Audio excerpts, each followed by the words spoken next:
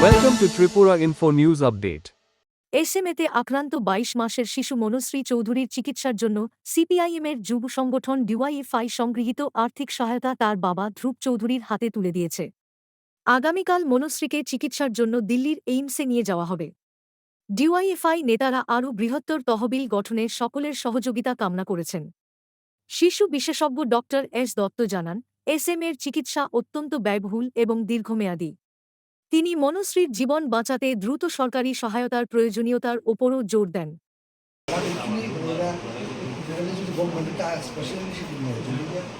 আমিও তো যেহেতু আপনারা আমিও 1% হলেও তারা হেল্প করতে পারবো টাকা যা দিলে সবাই যার যার মতন চেষ্টা করবো আমরা সবাই মিলে করতেছে বা কিছু সরকারের কাছেও একটা ইয়ে রাখছি গভর্নমেন্ট হতে সবাই মিলে ভালো অবশ্যই না ভাবতেছে আমার যথেষ্ট আস্থা দিচ্ছে হেল্প করবো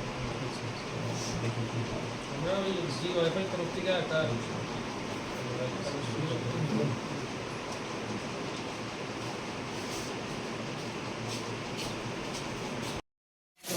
ইতিমধ্যে গোটা রাজ্য গোটা দেশ জানে যে আমাদের ত্রিপুরা রাজ্যের একটা ফুল একটা শিশু মনুশ্রী চৌধুরী, সে একটা বিরল রোগে আক্রান্ত।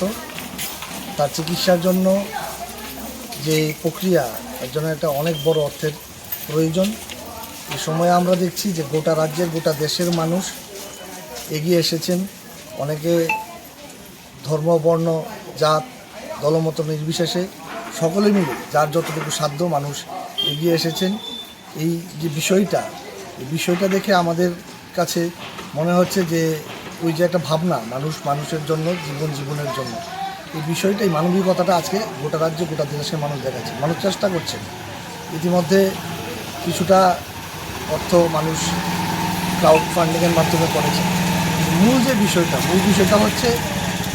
বিষয়টা হচ্ছে যে তার ট্রিটমেন্টের জন্য যে বিপুল অর্থের প্রয়োজন, তার জন্য মানে সরকারকে অবিলম্বে একবারে দ্রুত আর দেরি না করে দ্রুত ব্যবস্থা নেওয়া দরকার এবং সরকারি উদ্যোগে যেরকমভাবে সম্ভব সরকারি উদ্যোগে এর চিকিৎসা মনুশ্রীর করা দরকার।